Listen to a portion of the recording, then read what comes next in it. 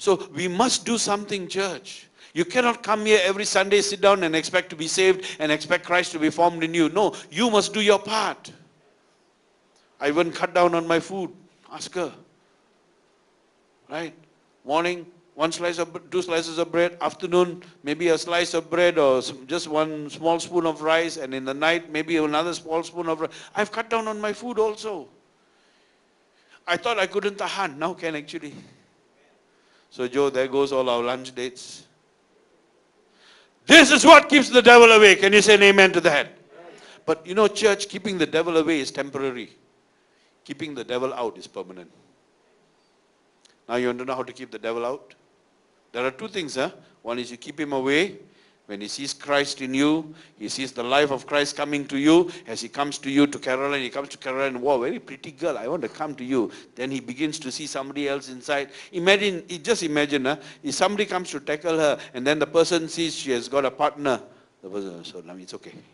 I go and tackle somebody who got no partner. True or not true?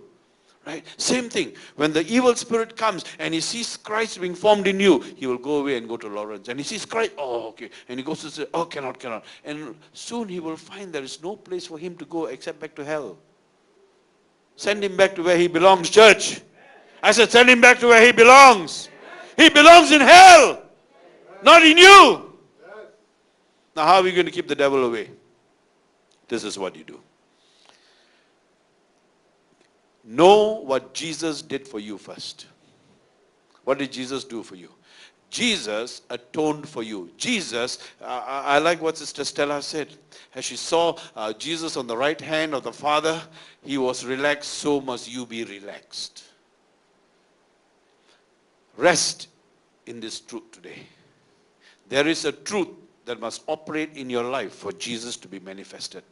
You must learn to rest in the truth. For example, if let's say you employed a maid to clean the house, will you be anxious about the house being cleaned? No. You know you got a maid, you know the maid will take care of the house, you're at rest in the office, you're not folding your house every 5 minutes. Hey, are you ironing the clothes? Are you doing this? No, you're at rest. So that when you come back, that is if you have a good maid. Janet will know all about maids. Right?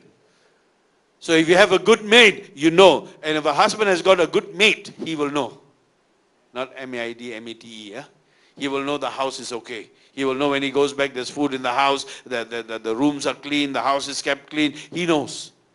So the first thing we must do now, church, what we must do is to keep the devil out of our lives, is to realize the atoning work of Jesus so that you can rest in it. What did Jesus do for you? Number one, he condemned sin in your flesh, which means sin has already been condemned in you. You cannot fight sin if you don't realize that sin has already been fought with. Can you say an amen to that? You see, how do you stop sinning? When you know sin has been killed in your life. Then you will stop sinning. I've given you the Bible verses. I type for your notes, church. Make use of those notes. Number two, Jesus totally obeyed the Father. Rest on that. Because everything that the Father asked him to do for you has been done. I said everything for you has been done. Can you believe that? Can you rest on that? Just say to Jesus, Lord, I thank you for everything that you have done for me. I know it'll become a reality. Rest on that truth. 3. If Jesus did not sin though he was tempted, there will come a time when you will not fall into temptation. If you keep believing that this Jesus that is being formed in you overcame temptation, that same Jesus will help you to overcome temptation. Can you say an amen to that? There will come a time you don't have to fight with temptation because he who is in you is fighting against that temptation.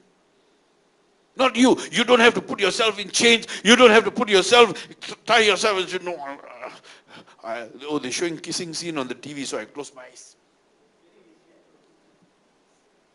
That won't work. That won't work. I remember this friend of mine said, he had this weakness in seeing girls. Whenever he sees girls, he gets distracted, attracted, all kinds of attraction comes to him. So he said to himself, I'm going to wear dark glasses that I will not, now this is a real story, I'm going to wear dark glasses that I will not see girls. He wore dark glasses and banged into a lamppost. Now I'm not lying to you. You all might know him, Paul D'Souza. He was telling me, he cannot sometimes when he sees girls and all that, so he wore dark glasses one day and he was walking in Datan Merdeka and he banged into a lamppost. So that will not keep temptation away. What will keep temptation away is the thought of knowing Christ. If Christ overcame temptation, if Christ is in me, he will overcome temptation for me. Not you. You cannot overcome temptation. He can overcome temptation because he has overcome temptation. Can you say an amen? I said, can you say an amen? If Jesus has set the oppressed and the prisoner free and healed you, you are free, you are healed, you are delivered. Can you say an amen to that? Rest in that. Rest in that. Say, Lord, I have been delivered. Why should I be a prisoner now? Lord, I've been healed. Why should I be falling sick now? Lord, I've been set free. Why should I go back to this, Lord? Keep believing in what has been done for you, and what has been done for you will become a reality in your life. You see, that's how you keep the deliverer in, By believing in him. By proclaiming what he has done for you, you keep him in. I want you to believe today that through his death, he destroyed the power of the devil in your life. What a loud amen. I said through his death, he has destroyed the power of the devil in your life. Can you say an amen to that? If you keep believing, Jesus on the cross, you said it is finished. For me, I also believe it is finished. This is how you keep the deliverer in. How do you keep a person in your company in? By telling him he's a good worker.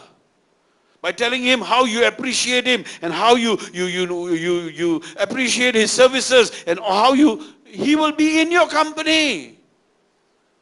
But if you keep finding fault with him and you keep whacking him and you keep not giving him his salary and not appreciating his work, he will run away to another company.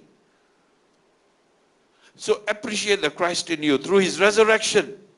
You see, through his death, he destroyed the power of the devil in your lives. Can you say an amen to that? So has the devil got power in your life? I said, has the devil got power in your life? No. Through resurrection, he destroyed the presence of the devil in your life. Power, presence. Death destroyed the power, resurrection destroyed the presence of the devil in your life. So can the devil stay in you? By right, the devil cannot stay with you or in you. Why? If you are on fire, holy fire cannot touch unholy fire. Can you say an amen to that? If there's holy fire in you, unholy fire cannot come near you. The reason unholy fire is in us because holy fire is not manifesting in us. So I want you to believe right now. By his death, the power of the devil is over. By his resurrection, the presence of the devil is over. And by him sitting at the right hand by him living, his death destroyed the power, his resurrection destroyed the presence, and now that Christ is living, will destroy the seed of the devil in you. Can you say an amen to that? You see, you don't need theology for all these things. You need to just believe these things. Believe by his death, has the devil got power over you? I said, has the devil got power over you? No. By his resurrection, has the devil got his presence in you? No. Now by his living, what he has done is, he has destroyed the seed. That means the devil cannot put any seed in you because Christ is living in you. Christ in me is living every day. Right? The Christ that is living in you will kill any seed that is being planted in you. And because now he is seated at the right hand of the Father. Oh, this is wonderful. Because Jesus is seated at the right hand of his Father, the kingdom of the devil cannot reign in you anymore. I said, because Jesus is sitting at the right hand of the Father, the kingdom, the domain of the devil cannot become your kingdom anymore. Because why? Your kingdom come. There cannot be two kingdoms in your life. only one kingdom. Can you say an amen to that?